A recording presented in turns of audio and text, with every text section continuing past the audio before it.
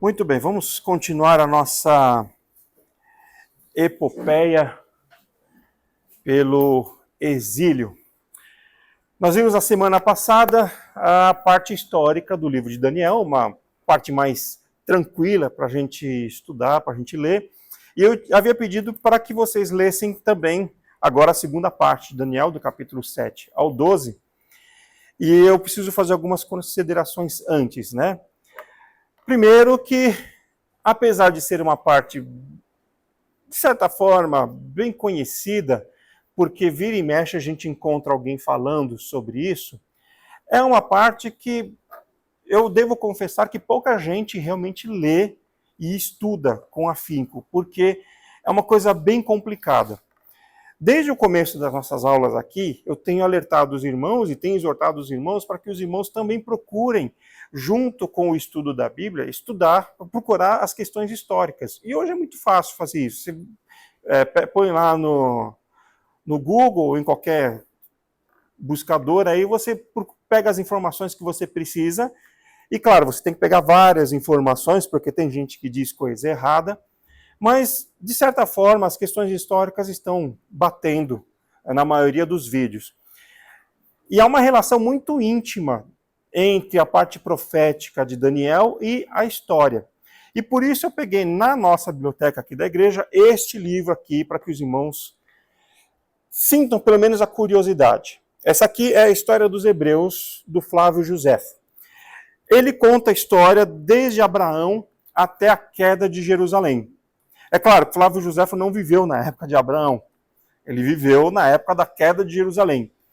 Mas ele pega os registros históricos que os judeus da época dele tinham, ele faz um compilado, bastante coisa está totalmente de acordo com a Bíblia, algumas coisas ele tira, e a gente não sabe direito de que fonte que ele tira, mas sabendo que havia outros livros que os judeus usavam nas sinagogas, a gente sabe que pode ter, tem 90% de veracidade nos relatos que a gente encontra aqui, que não estão na Bíblia.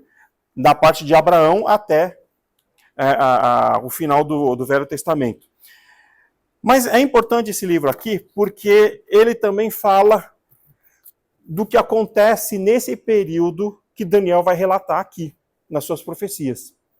E aí, em boa parte, por causa do Flávio Josefo e por causa de outros historiadores romanos, como Plínio o Velho e Plínio o Moço, que a gente sabe o que aconteceu naquele período entre o final do Velho Testamento e o nascimento de Jesus. Aqueles chamados 400 anos de silêncio, que há entre o Antigo Testamento e o Novo Testamento. Agora, a verdade é que o Flávio Josefo traz detalhes, porque ele traz a história dos judeus que estavam envolvidos nesses acontecimentos, que batem com aquilo que os livros históricos falam sobre a história antiga. Então a gente vai ver coisas aqui sobre Alexandre o Grande, sobre o reino da Pérsia, sobre o Império Persa, sobre Cleópatra. Cleópatra é citada em Daniel, não com o nome, mas como sendo uma descendente dos reis daquela história que vai se desenrolar ali em Daniel. Então, assim, eu trouxe, eu não vou obrigar vocês a lerem, claro, sugiro que se vocês puderem, vocês leiam, porque é bem interessante. Ele conta, por exemplo, de como foi que Herodes se tornou rei da Judéia. Né? A gente chega lá nos evangelhos, a gente ouve falar que tinha a seita dos saduceus, a seita dos fariseus. Os fariseus a gente já viu de onde surgiu. Começa aqui no exílio.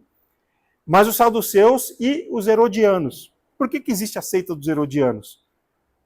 A gente vai na história aqui dos Hebreus, do Flávio Josefo, e a gente percebe que era um grupo político que queria defender o direito de Herodes de ser o rei da Judéia. E como foi que Herodes se tornou o rei da Judéia? Então tem toda a história aqui contada por Flávio Josefo, como ele se tornou o rei e como ele deixou de ser o rei e o que aconteceu na família dele, com aquele desdobramento lá, porque o evangelho só cita que Herodes o Grande morreu e o reino foi dividido entre seus 4 filhos, em 4 regiões. Por que isso aconteceu? Por que de repente os descendentes de Herodes somem e o governo romano coloca Pôncio Pilatos como governador e não como rei?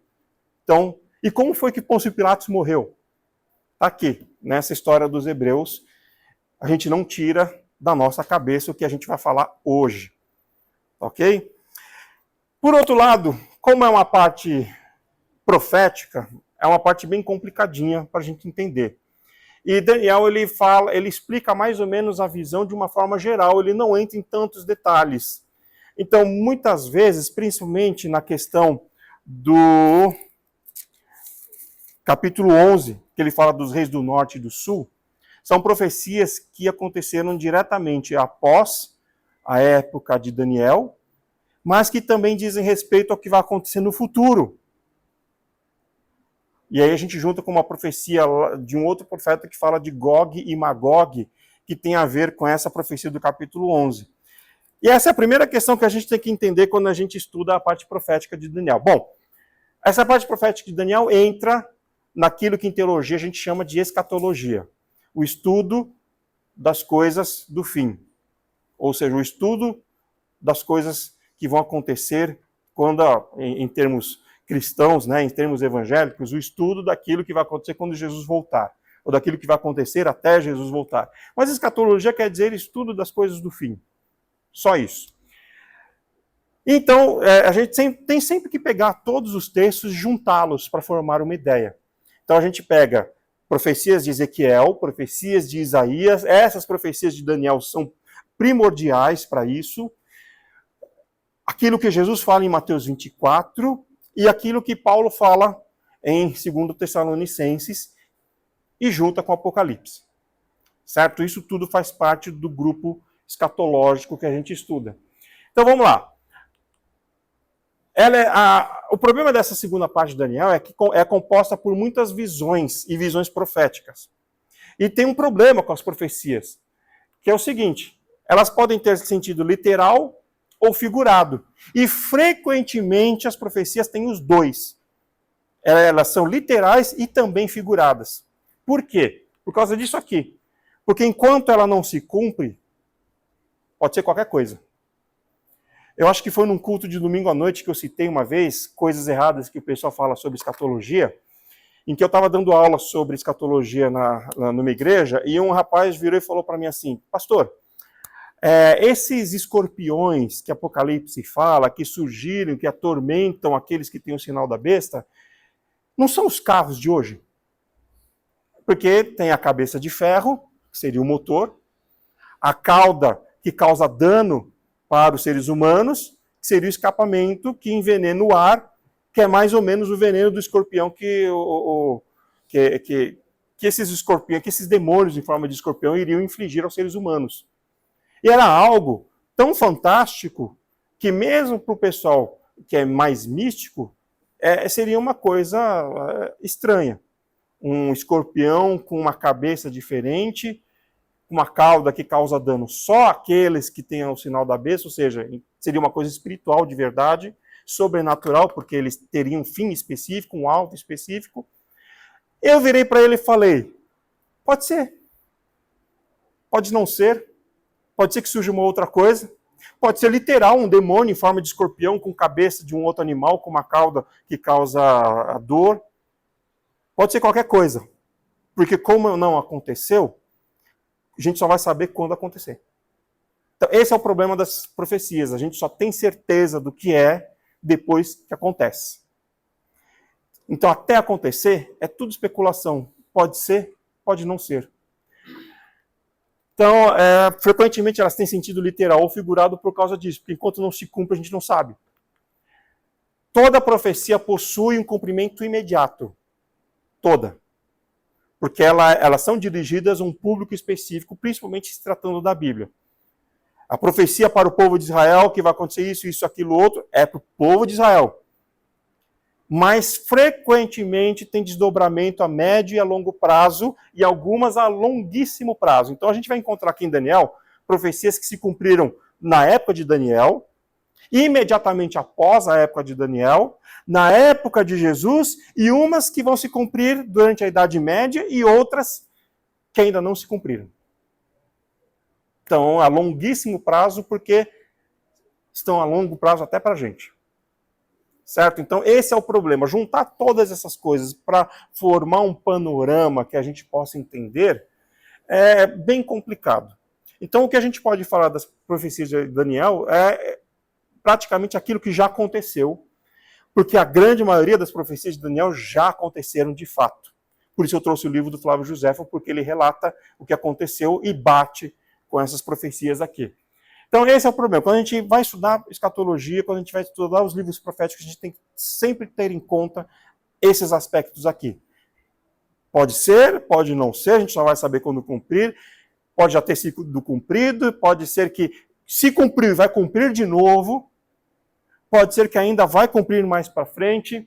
E pode ter o sentido literal ou figurado. E, com certeza, frequentemente, pode ser qualquer um dos dois. Ou os dois ao mesmo tempo. Então, vamos lá. A primeira visão dele está no capítulo 7, que eu pedi para que vocês lessem. E assim, irmãos, não tenham receio de não ter entendido, de ter sido confuso, de ter sido uma leitura pesada. Eu leio isso até hoje, desde os 7 anos de idade. Então, é complicado até para mim. Então, botar uma ordem nesse negócio aqui. Então, a leitura que eu pedi para vocês foi só para vocês tomarem contato com o texto que ainda não tinha lido, ou para relembrar essas coisas, porque é um texto pouco lido da história de Daniel. A gente costuma ler sempre do 1 ao 6, e na escola bíblica a gente sempre trata do 1 ao 6, porque a gente conta as histórias dele. Mas as profecias é uma outra história.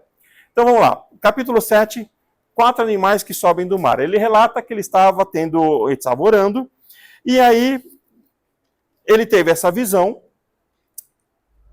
E a primeira visão é que ele viu um leão com asas de águia. Em primeiro lugar, em escatologia, em profecias, mar é o símbolo de multidão. Então, tudo que vem do mar é aquilo que vem do povo, é aquilo que vem das nações. Tá? Esse é o primeiro sentido figurado aqui. Um leão com asas de águia. Ele está olhando na visão e esse leão teve suas asas arrancadas. Ele é levantado para ficar de pé como ser humano e recebe uma mente humana. Tem tudo a ver com aquilo que acontece no capítulo 4, e o próprio Daniel explica que é Nabucodonosor que, no seu momento de loucura, quando ele não deu glórias a Deus e se ensoberbeceu, ficou louco e ficou como um animal, pastando grama e tomando chuva e dormindo ao relento, com o cabelo e com a unha crescendo como um animal. Então, olha lá o cumprimento imediato. Já era Nabucodonosor. A cabeça de leão com asas de águia é a representação de um dos deuses da Babilônia, dos caldeus. Se vocês olharem as escavações arqueológicas e as pinturas caldeias e mesopotâmicas, vocês vão ver lá sempre a figura do leão com uma cabeça humana, com uma barba no estilo caldeu, com asas. É uma representação de um deus da Babilônia. Então, com certeza, está fazendo referência a Nabucodonosor aqui. E vocês vão reparar que é igual a visão da estátua de Nabucodonosor. Quer dizer, o primeiro tem mais importância, tem mais valor, é mais forte, e vai se sucedendo a sequência, assim, sempre desvalorizando ou sempre dando uma característica diferente para o próximo. Então, o leão com asas de águia faz referência direto à época que Daniel está vivendo. É Nabucodonosor, é a Babilônia e é Daniel. Essa é a época. O segundo animal, aí o que acontece? As asas foram arrancadas, ele é posto de pé como a mente humana, mas sucede a ele um outro animal. E o estilo da visão é esse. É que um animal deixa de existir, ou morre, ou sai de cena, e entra outro em cena, como dominação. Então aparece um urso. E esse urso está devorando muitas coisas e está apoiado em um dos lados, que é o reino da Média e da Pérsia. Um dos lados é a Pérsia, que é o lado mais forte, por isso que prevaleceu a cultura persa e não a cultura dos medos na história. Então, está faminto, ele está dominando tudo. O Império Persa vai ser maior do que o Império Babilônico, vai conquistar mais coisas do que o Império Babilônico.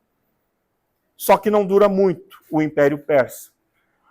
Porque logo em seguida vem o leopardo. Então, o leão é um animal mais majestoso, mais valioso, o urso é um animal mais forte, mais parrudo, maior, mais faminto. Vem o leopardo, um animal mais ágil, mais rápido, e que vem de longe. Não havia leopardo na Palestina. Na Palestina havia leão e urso. Então, Essa visão está se referindo ao que acontece naquela região ali. O leopardo vem de longe, vem de um outro continente, com 4 asas e 4 cabeças. Ele recebe muito domínio, porque ele domina tudo que não era conhecido pelos povos do Oriente Médio e mais o Oriente Médio e vai além, vai até a Índia, com Alexandre o Grande. Então está fazendo referência aos gregos, ao Alexandre, e as 4 cabeças e as 4 asas são os 4 sucessores de Alexandre. Existe um princípio bíblico que fala que a gente só pode fazer teologia quando tem 2 versículos ou 2 textos falando da mesma coisa. Se tiver só um texto, não é doutrina. Tem que ter no mínimo 2. De onde é tirado esse princípio? De José, que fala, olha, porque o faraó teve esse sonho 2 vezes, isso quer dizer que é Deus que está falando e que é urgente o que vai acontecer.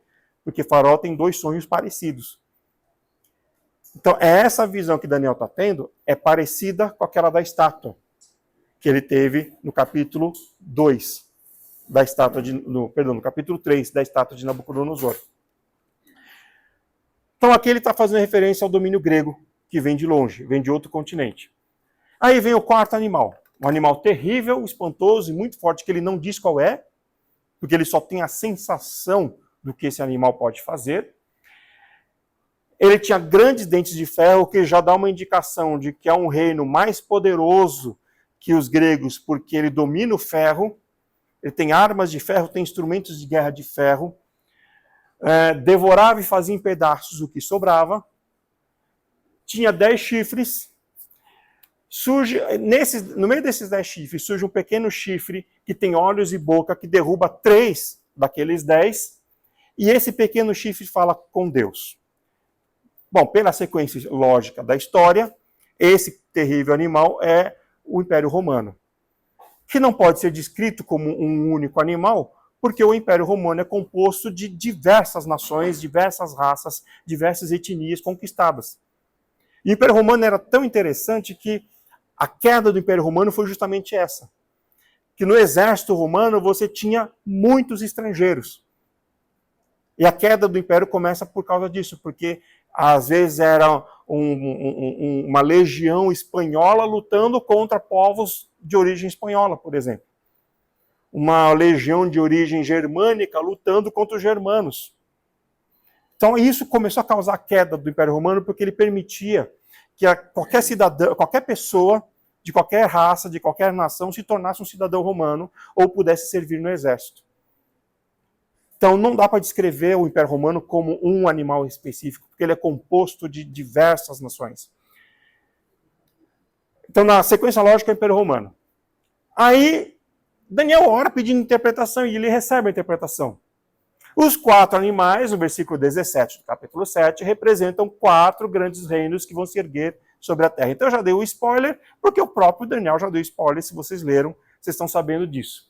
4 grandes reinos que se erguerão sobre a terra. O último grande reino, de fato, foi o Império Romano, o último império grandioso e majestoso assim.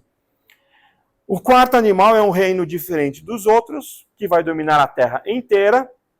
Os 10 chifres representam 10 reis, ou 10 povos. No momento histórico, ele representou 10 reinos, 10 reis de fato. Num outro momento histórico, esses 10 chifres representaram 10 reinos, 10 nações diferentes, que vão se levantar, que vão surgir desse animal. Vai surgir um rei, que vai ser mais poderoso que todos, vai eliminar 3 reis, ou 3 povos, e vai se tornar tão poderoso que vai falar contra Deus. Bom, aqui só uma questão antropológica e sociológica para vocês. O Império Romano, vamos dizer assim, no evangeliquez nosso, ele é uma referência, por causa de Apocalipse, a toda a Europa. É consenso entre os teólogos, entre os intérpretes de Apocalipse, que a Europa são os descendentes do Império Romano. E se nós prestarmos bem atenção na história, é um pouquinho complicado fazer isso, tem que ler muita coisa para entender isso. Basicamente, a Europa é formada por 10 raças, ou por 10 etnias principais. todos os outros, os povos não são os mesmos. Por exemplo, você tem a Alemanha, que é a Germânia, né, mas não é formada só dos germânicos, é formado de vários outros ali que foram dominados pelos germanos, mas são várias raças ali, várias etnias daquele mesmo povo. A mesma coisa os italianos. E dos italianos eu posso falar como é que fala? De carteirinha, né? Porque sou filho de italianos. A Itália só se tornou uma nação unificada, de fato, após a Primeira Guerra Mundial. Mas a Itália é formada de diversos povos. Tanto que lá na Itália você tem a palavra paesano. Não sei se vocês assistiram o Poderoso Chefão. Eu sou nerd, tá? Desculpa, irmão. Sou nerd, vou fazer referências mesmo. No Poderoso Chefão tem uma hora lá que o Poderoso Chefão, quando ainda é jovem, quando ainda está ascendendo ao poder, ele vira e fala para um calabrês. Você é da Calábria? Ele fala, sim. Então, eu sou da Sicília, somos quase paesanos. Porque naquela época a Itália não era unificada como uma nação. E paesano significa que eles são quase patrícios. Porque a Calábria e a Sicília são povos parecidos. Que tem, inclusive, uma outra língua diferente de quem mora em Milão. O meu avô costumava dizer que o calabrês não é uma língua, o calabrês é qualquer outra coisa. E o meu avô gostava muito de Nápoles, e gostava muito de música napolitana. Ele dizia que a música napolitana é a mais bonita. Então, a Itália é formada de calabreses, sicilianos, napolitanos, lombardos. Então, só que aí se juntou e formou uma única nação. Então, quando você estuda um pouquinho de antropologia e sociologia, você entende que a Europa é, de fato, herdeira do Império Romano. E aí, essa questão dos reis que se levantam, dos povos que se levantam, dominam sobre outros, conquistam e acabam se tornando a supremacia, a hegemonia, na verdade, conta bem da história da formação dos países da Europa. Só que Daniel está falando de uma coisa que ainda vai acontecer e na verdade, já aconteceu para nós, mas que para ele ainda está distante. Vamos lá. Esse rei, esse chifre, esse povo que surge e elimina outros 3 povos, vai se levantar contra Jeová. E aqui então a explicação da profecia é clara. Ele vai se levantar claramente contra o povo judeu, vai perseguir os fiéis, vai alterar o calendário e vai alterar as festas religiosas ali. Isso aconteceu 2 vezes na história do povo judeu. Uma, lá na época dos Epifânios, descendentes do general grego Epifânio, que dominou aquela região depois da morte de Alexandre o Grande, e também com os romanos, que vão alterar o calendário mundial, ou o calendário do Império. Então isso aconteceu 2 vezes na história. Então é uma profecia que está falando de 2 eventos que aconteceram, mas a gente vai tratar, por enquanto, do acontecimento específico ao povo judeu. Aí ele fala os fiéis, e ele não diz mais do povo judeu, por isso que eu coloquei crentes ali, vão ser perseguidos por 1 tempo, 2 tempos, e metade de 1 tempo, 3 tempos e meio, 3 anos e meio, porque em geral quando a Bíblia fala de 1 tempo, ela está se referindo a 1 ano. Então, esse 1 ano nem sempre era 12 meses, porque não era o calendário judaico com 12 meses, e porque às vezes o período de 1 ano é tido como uma era com começo e fim.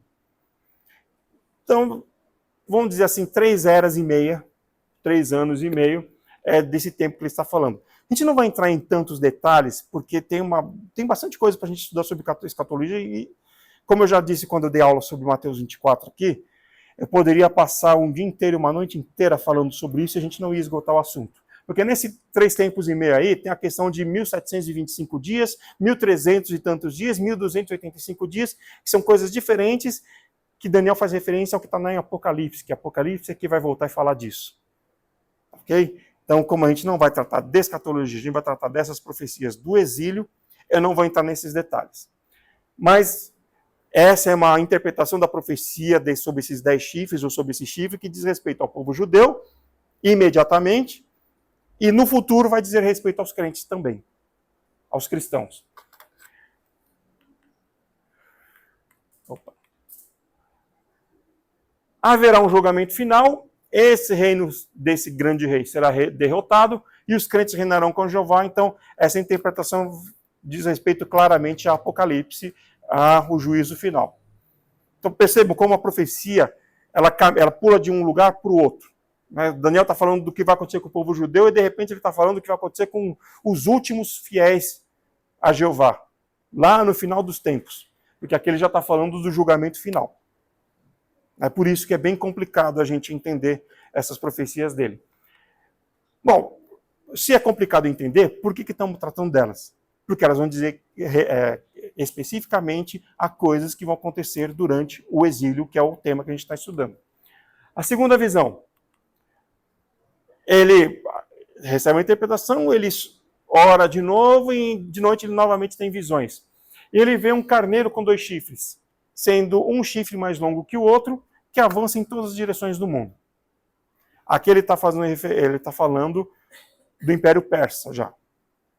Então, possivelmente, essa visão já está no final. A primeira visão estava no começo do Império Babilônico. Sim, no primeiro ano do rei Belsazar. Essa segunda visão já está no 3º ano do rei Belsazar. Ou seja, prestes ao Império Babilônico ser conquistado pelo Império Persa, como a gente viu no capítulo 5. Então, essa visão aqui diz respeito ao que vai acontecer depois do Império Babilônico. Então, aqui já não tem mais a Babilônia nessa visão. Esse carneiro com 2 chifres avança em todas as direções do mundo, um mais longo que o outro. Lembra da visão do urso, que se apoiava sobre um lado? A interpretação era que era o Império Persa, o Império Medo-Persa, sendo que os persas eram mais fortes que os medos. Então, é esse carneiro, um chifre mais longo que o outro, porque os persas são mais fortes do que os medos.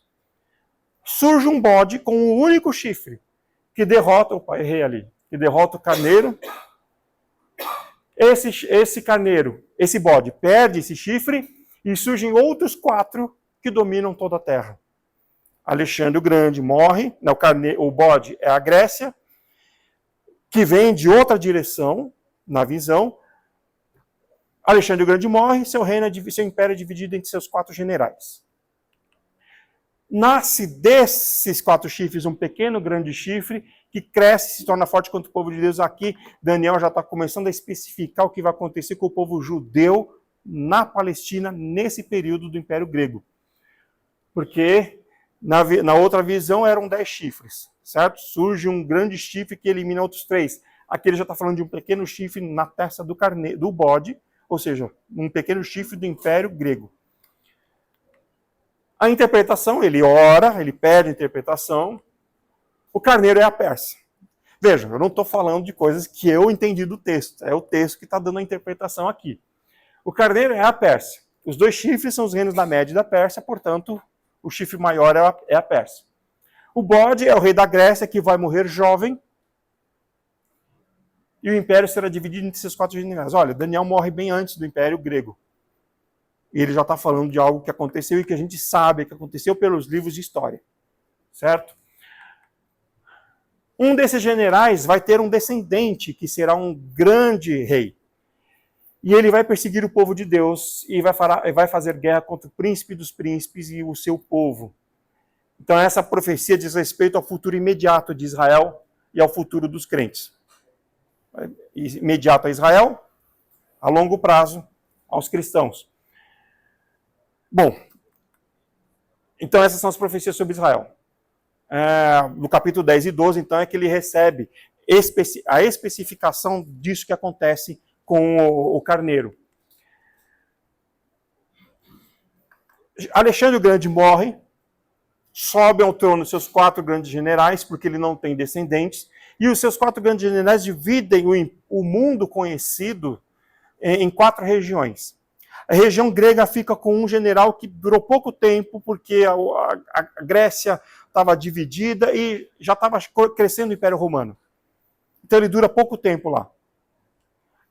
O Extremo Oriente recebe um outro general que também acaba se misturando com a cultura indiana, com a cultura daqueles povos do Extremo Oriente, ele também acaba sumindo da história. Aí, nesse período, a história fica focalizada ali na Palestina, entre os Ptolomeus, que dominam o Egito, e os Antíocos, que dominam a Palestina, que dominam a Síria, né, que seria chamada aquela região. Estão no capítulos 11, de 1 a 35. Aí O capítulo 11 é que relata a guerra entre o rei do norte e o rei do sul. E é uma confusão histórica aqui, que a gente tem que acompanhar com os livros de história. O reino do norte desce até o reino do sul, perde a batalha, aí é obrigado a voltar, refaz o seu exército, volta de novo, aí o reino do sul prevalece, aí o reino do norte volta, o reino do sul invade o reino do norte, aí depois volta, aí numa determinada época fazem uma aliança, mandam a filha do reino do norte para casar com o filho do rei do sul, e aí se estabelece uma nova dinastia lá. Nessa confusão toda, a gente vai encontrar, inclusive, indícios da história de Cleópatra, porque é Cleópatra a rainha do Reino do Sul, que é descendente do Reino do Norte, né? Não a primeira rainha que foi dada em casamento para fazer uma aliança, mas essa, a rainha Cleópatra, seria uma descendente dessa rainha lá no Reino do Sul, ou seja, dominando o Egito e toda aquela região norte da África. E aí vem navios de Quitim, que seria Roma, e conquistam ali e acabam com o Reino do Sul. Essa história está lá registrada na história de Marco Antônio, Cleópatra e Júlio César. Então seria toda essa história aí. Como Daniel não dá os nomes, fica complicado. A gente tem que pegar em vários livros de história e fazer uma ordem correta aqui na história. É por isso que a gente vai entender o que está acontecendo no Egito na época de Jesus e o que está acontecendo na Palestina na época de Jesus. Por isso que Herodes se torna o rei na época de Jesus, o rei da Galileia, o rei da Judéia na época de Jesus. E é por isso que Herodes é obrigado a construir um novo templo, por causa daquilo que um dos descendentes dos Antíocos vai fazer ali. Então, primeiro, esse é o pano de fundo que Daniel, nessa interpretação dessa segunda visão.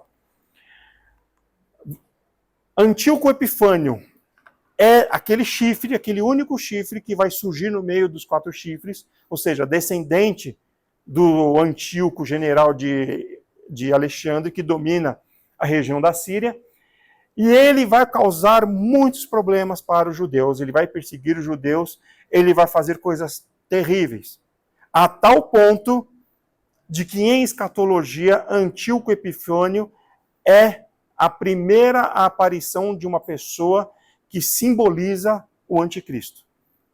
E o nome dele é até sugestivo. Eu lembro que na faculdade, quando a gente estudou esse assunto, nós fizemos essa brincadeira. O cara é um Epifânio. O que quer dizer a palavra Epifânio? Vem de epifania. E o que é uma epifania? Epifania é quando aquele estalo que você recebe uma iluminação e você entende alguma coisa.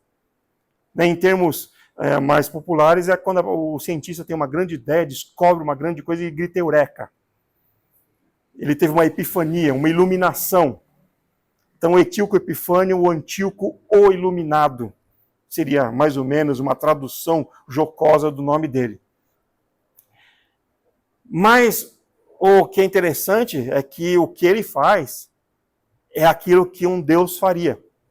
Ou que pelo menos alguém com pretensão a ser um Deus faria. Naquela guerra entre os Ptolomeus do Egito e os Antíocos da Síria, a Palestina fica na mão deles. E há muita confusão, acontece muita coisa, e quem sofre é o povo judeu que está no meio do caminho. Então o Antíoco Epifânio começa a perseguir os judeus, e isso já no estágio bem avançado, uma era bem avançada da história. Ele mata muitos judeus, ele invade Jerusalém, ele profana o templo de Jerusalém. Não, a gente vai ver na história, a gente ainda não viu isso. Nós vamos ver nas próximas aulas com Esdras, Neemias e Esther, não é mais o templo de Salomão. O templo de Salomão foi destruído por Nabucodonosor. Ele entra no templo construído por Zorobabel. E lá dentro do templo ele sacrifica um porco, que era uma abominação para os judeus. E ele se senta ali onde seria o lugar do Santo dos Santos. Ou seja, se sentando no trono de Deus. E por causa disso, os judeus não querem mais saber do templo de Zorobabel, e por causa disso é que Herodes constrói um novo templo na época de Jesus. Então, o Antíoco Epifânio é o primeiro personagem aqui que surge como sendo um exemplo do que seria o anticristo. Então, Então, a questão da profecia, né? No versículo 36 a 45 fala dele de forma literal, e a gente sabe que é literal porque já aconteceu, está nos registros históricos, mas profeticamente, figuradamente, ele é a personificação do primeiro anticristo. Bom, como eu disse, a gente teria muita coisa para falar sobre isso e a gente poderia passar vários dias aqui. O que Daniel está relatando nessas suas profecias são coisas que vão acontecer imediatamente com o povo dele. Tem algumas outras coisas aqui nessas profecias de Daniel. Primeiro, a insistência de Daniel orando. Segundo, aparece a questão da batalha espiritual. Terceiro, aparece já a profecia de um outro povo que vai sofrer como o povo judeu perseguido por inimigos de Jeová. Então, o Antíoco Epifânio seria o primeiro inimigo, o primeiro grande inimigo de Jeová, autodeclarado. Né? Porque até então os povos que apareceram como inimigos dos judeus, até aquele momento, eram povos que adoravam vários deuses, e por adorarem a vários deuses, também adoravam a Jeová, e dependendo do momento, eles perseguiam a Jeová, os seguidores de Jeová, ou perseguiam os seguidores de Baal, ou perseguiam os seguidores de Astarote, tudo dependia de onde vinha a dinastia que estivesse reinando. Mas era comum para esses deuses, para esses povos até aquele momento, adorarem a vários deuses. Até mesmo para o povo judeu era comum eles adorarem vários deuses. Ao ponto de que nos profetas maiores, Deus vai dizer para eles: olha, vocês não vão mais me chamar de meu Baal. Porque a palavra Baal tem o mesmo significado de Adonai, que é Senhor Deus Todo-Poderoso, ou Senhor dos Exércitos, ou Senhor dos Deuses, ou Senhor Absoluto. Então, Davi, por exemplo, não adorava a Jeová. Davi é um baalista, porque ele chamava Jeová de Baal. É aquele negócio que eu ensinei, que eu falei para vocês quando a gente estava estudando a história dos reis, que havia muita confusão na linguagem deles. Ainda não era uma linguagem formada. A linguagem deles era uma mistura de caldeu antigo, de Abraão, que saiu de Ur dos Caldeus, com o que Abraão aprendeu na Palestina, com Isaac, com Jacó, no Cananeu, que misturado com aquilo que Jacó e sua família foram para o Egito, e misturaram lá com o Egito, Moisés falava essa mistura de caldeu com cananeu com egípcio. Aí eles saem de lá do Egito e vão para Canaã, que já é uma Canaã 600 ou até 700 anos de diferença da Canaã de Abraão, da Canaã de Jacó, que é uma outra linguagem, são outros povos. Aí eles misturam mais ainda, e aí eles misturam com a linguagem dos assírios, misturam com a linguagem dos amonitas, que não estão em Canaã, estão fora de Canaã. Então, aquilo que eles falavam na época do Antigo Testamento não era ainda uma linguagem formada no hebraico que nós conhecemos hoje. Era uma mistura de muitas coisas. Então, eles usavam a palavra Baal para não dizer, por exemplo, o nome de Jeová em vão. Porque era um dos mandamentos, né? Não dirás o nome do Senhor teu Deus em vão. Então, eles não falavam Jeová. Aqueles que escreveram a Bíblia depois colocavam Adonai. Mas o povão chamava de Baal. Então Deus vai falar para os profetas: vocês não vão mais me chamar de meu Baal, porque eu quero total separação com os deuses cananeus. Meu nome é Jeová. Ele vai falar assim. Então havia muita confusão, muita coisa errada ali, muita coisa ainda se formando. E Daniel vai falar nessas profecias para esse povo. Só que começa a surgir a ideia de que Deus vai ter um outro povo. Um outro tipo de seguidor. Porque nós vimos na primeira aula sobre o exílio, não a primeira de Daniel, mas a primeira aula sobre o exílio, que a principal causa do exílio é o castigo de Deus pelo fato de eles terem se misturado com outras religiões. E não é só que eles se misturaram com práticas, eles também criaram mandamentos, criaram doutrinas misturadas com outras religiões. Então, dependendo se o sujeito fosse lá da tribo de Dan do norte, que está mais perto dos assírios, dos antigos fenícios, da cidade de Tiro, ele tinha os deuses sidônios, os deuses sírios, e tinha ensinamentos sírios na religião que os levitas ensinavam ali. Se ele estivesse mais para o sul, ele tinha influência dos egípcios. Então a gente vai encontrar na religião de Judá muita coisa dos egípcios na prática deles. E uma prática comum deles ali era que, durante todo o livro de Reis e Crônicas, fala: tal rei foi fiel a Deus, tal rei foi infiel a Deus. Quando subia ao trono um rei infiel, o povo sacrificava nos altos. Quando morria o rei infiel, surgia um rei fiel, o povo adorava Jeová, mas ainda não tinha destruído os altos. O que eram esses altos? Eram altares que cada pessoa construía na sua casa, no seu quintal, no seu pomar, na sua plantação. Dependendo da religião, esse altar era feito num lugar alto ou era feito debaixo de uma árvore muito grande, que era o símbolo da deusa Astarote. Nesses altares, dependendo do rei que subia ao trono, se eles adorassem, por exemplo, a Astarote, como foi no caso do rei Acabe e da rainha Jezabel, eles sacrificavam até crianças ali, nesse mesmo altar. Aí surgia um rei bom, o que acontecia? Eles adoravam a Jeová, por causa da influência desse rei bom, mas ainda continuavam sacrificando nos altares. Ou seja, eles lavavam o altar, tiravam os ossos de crianças e de humanos ali sacrificados e faziam sacrifício a Jeová naquele mesmo altar. Era isso que eles faziam. Sendo que no texto de Levíticos e de Deuteronômio está expressamente proibido eles construírem um altar, cada um em sua casa. Era para eles levar os sacrifícios de animais até o lugar onde Deus havia escolhido para ser o lugar da Arca da Aliança. Mas eles não faziam isso. Era mais cômodo, né? Vamos dizer assim, uma igreja na porta de casa, o cara vai na igreja na porta de casa dele. Mas era o altar que eles faziam.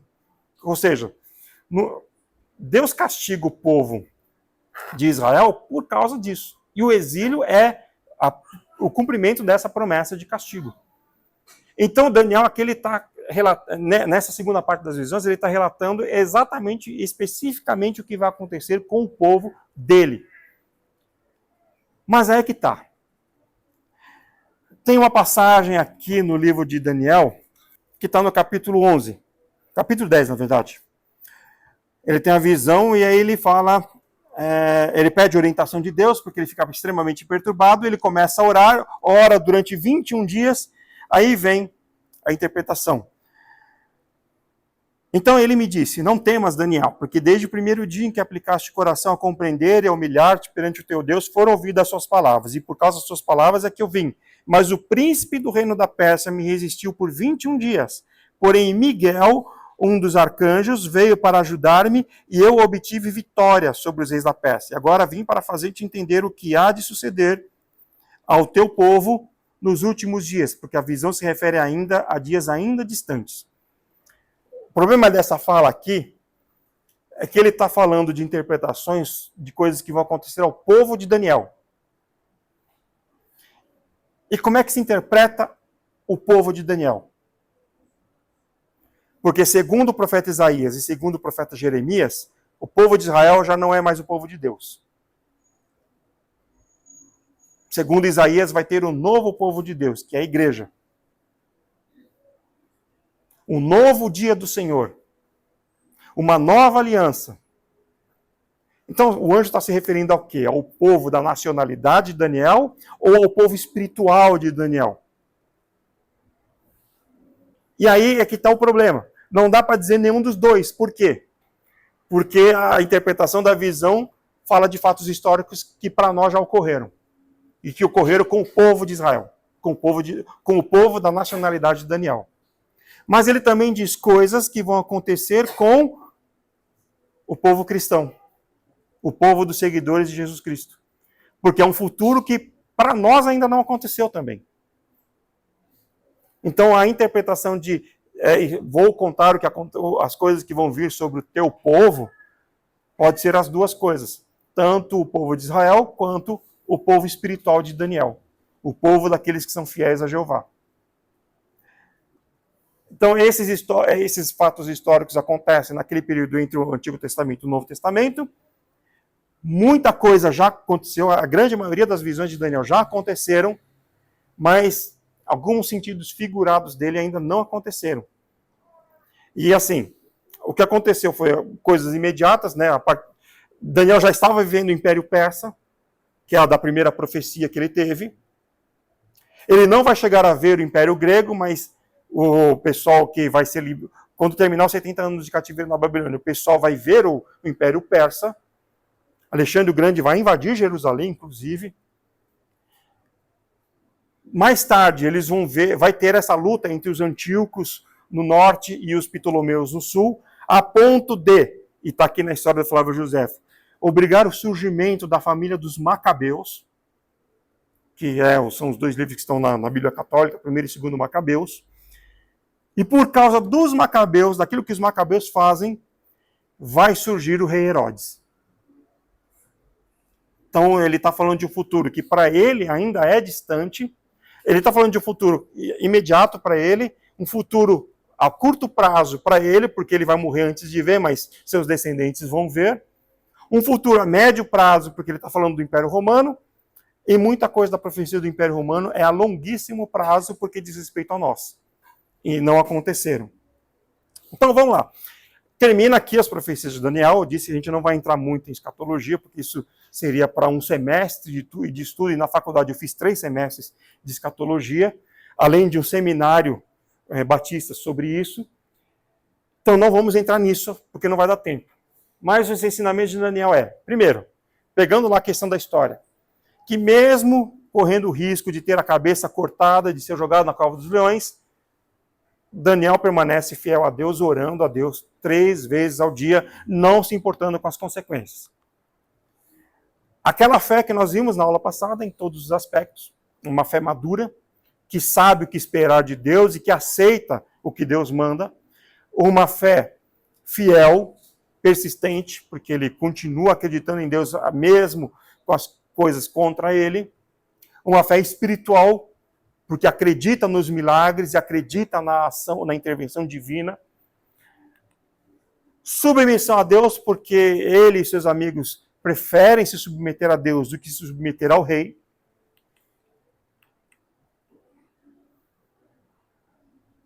Buscar o progresso da nação, que é o link que a gente faz lá com Jeremias, capítulo 29, que é da época de Daniel, e aquela carta é para Daniel e para os judeus que estão com ele ali, que eles deviam orar e buscar a paz da nação em que eles estavam, porque se a nação em que eles estivessem tivesse paz e prosperidade, eles também seriam prósperos e também teriam paz.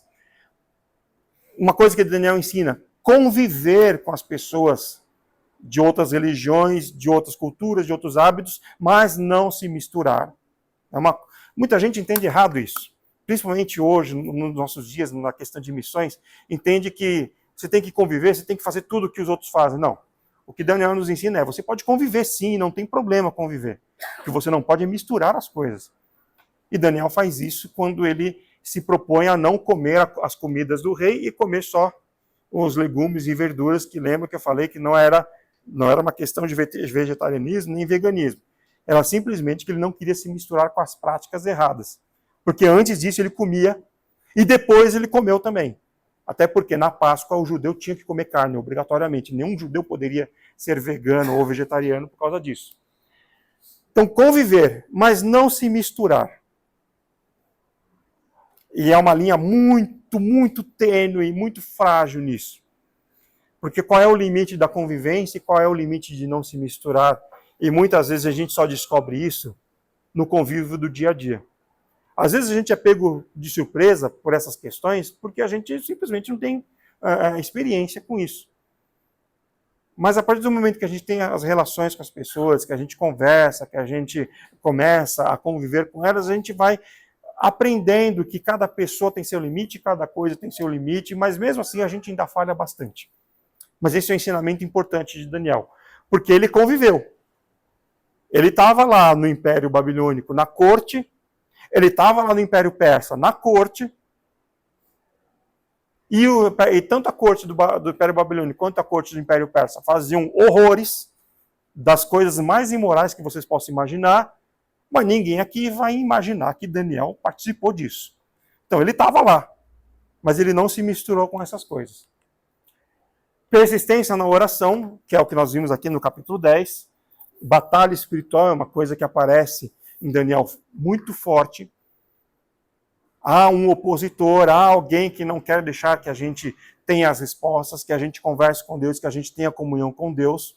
Aqui no texto de Daniel é chamado de o príncipe da Pérsia, daí é que vem a ideia de cada nação tem o seu demônio, ou cada nação tem um demônio especificado por Satanás para cuidar das coisas daquela nação, e os crentes em oração é que trazem a proteção para a nação. Por isso Jeremias fala para orar pela nação.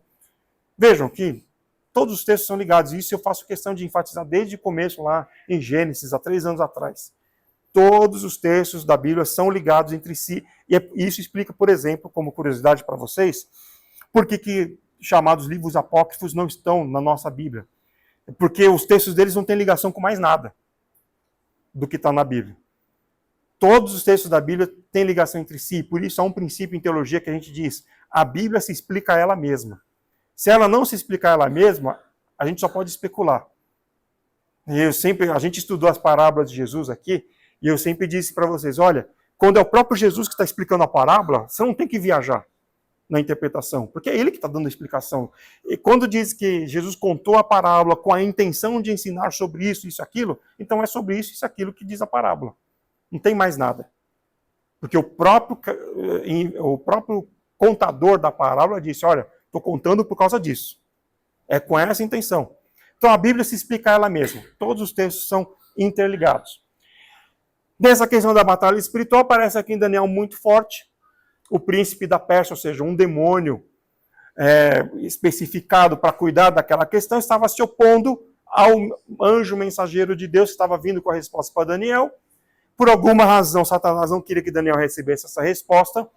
Talvez, levando em consideração aquilo que Jeremias escreveu no capítulo 29, porque muitos judeus estavam com aquele espírito de animosidade, de rebelião, de revolta, ou até mesmo de desistir da fé em Jeová. E Daniel seria um líder para eles. Então, Satanás não queria que a resposta chegasse para Daniel. Mas durante 21 dias Daniel orou, poderia ter sido 22, a questão do número não é mágica, tá? Não tem significado. Foi o tempo que durou apenas a batalha espiritual ali. Podia ser 21, podia ser 20, podia ser 19, podia ser 30, podia ser um ano. Durou só 21 dias. Porque, pela insistência de Daniel na oração, o arcanjo Miguel foi lá com as suas hostes, e aí ele pôde derrotar, esse anjo mensageiro pôde passar pelo príncipe da Pérsia e dar a resposta para Daniel. Então, esse é um texto de batalha espiritual que a gente usa muito para estudar essa questão de angelologia e demonologia. O capítulo 9 traz uma coisa muito interessante. Daniel, estudando a palavra de Deus, estudando o profeta Jeremias, ele tem consciência do porquê que está acontecendo tudo aquilo. Lembre que Daniel foi jovem para a Babilônia, entre seus 15 e 20 anos, porque ele ainda não era casado. Então, era entre essa idade. E aí, então, mais velho, estudando o profeta Jeremias, ele entende por que tudo aquilo está acontecendo com a nação. Daniel viu mulheres sendo violentadas, ele viu homens sendo mortos, crianças sendo levadas como escravas para tudo que vocês podem imaginar.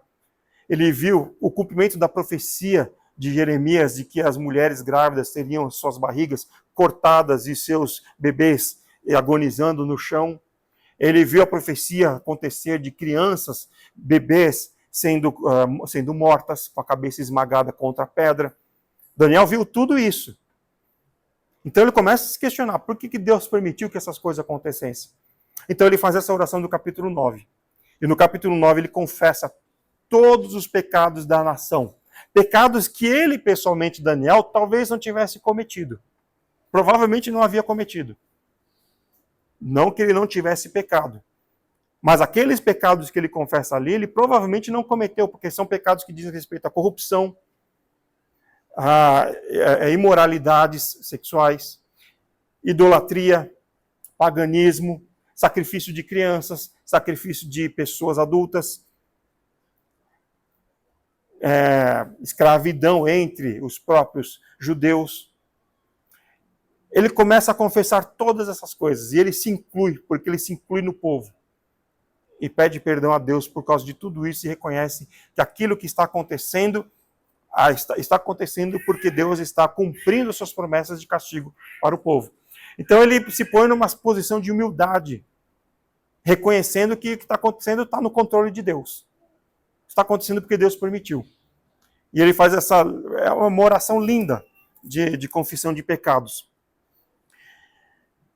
E aí, isso do 1 ao 19. No versículo 20, então ele recebe o anjo Gabriel. E o anjo Gabriel, então, o conforta e fala, explica as profecias de Jeremias, e é onde, então, está claramente escrito que seriam 70 semanas, 70 anos, né, pelas semanas que ele entendeu lá de Jeremias. Por isso que a gente fala lá, naquela questão dos três tempos e meio, Jeremias fala de 70 semanas, e o anjo Gabriel que dá a interpretação e fala, olha, são 70 anos. Cada ano por causa de um ano sabático que não foi cumprido pelo povo de Israel, durante o tempo que ficaram na Palestina, que era a lei. A cada 6 anos, o 7º ano era um ano sabático em que eles não deveriam plantar nem colher nada, deveriam deixar a terra descansar, e o que a terra produzisse eles iriam comer, e Deus prometia que se eles fizessem isso, Deus iria recompensá-los e nada iria faltar para eles, que eles teriam em abundância. Mas eles nunca cumpriram. Por isso, Jeremias lá fala das 70 semanas, e aqui o anjo Gabriel fala que essas 70 semanas são 70 anos, então a gente estipula, por causa dessa interpretação aqui, toda vez que fala de tempo ou de semana, é o período de um ano. Então ele recebe a resposta de Deus. Vejam, era um homem de muita oração. Eu vou encerrar por hoje, porque se eu me empolgar, eu já disse para os irmãos que sou apaixonado por escatologia. Se eu me alongar, a gente vai aqui até não sei quando. O que importa para a gente é que Daniel está falando desse período histórico. Um período histórico que aconteceu. Que a gente tem prova de que aconteceu. Portanto, dá para interpretar corretamente aqui. Mas tem coisa que diz respeito a nós. E que ainda vão acontecer. Na semana que vem, nós vamos ver o que acontece no cumprimento dessas profecias de Daniel, que é a volta do povo do cativeiro, termina os 70 anos de cativeiro, e o povo volta para a terra de Canaã. E nós vamos ver, então, desdobramentos históricos que vão trazer consequências para a época de Jesus, para a época dos evangelhos, para a época do nascimento da igreja, porque aqui já está se aproximando o cumprimento das profecias de Isaías, que são mais ou menos 100 anos antes de Daniel.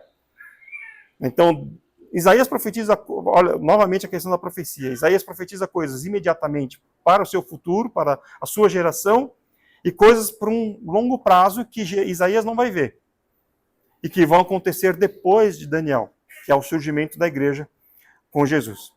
Bem? Hoje dá tempo de fazer algumas perguntas. Quem tiver alguma dúvida.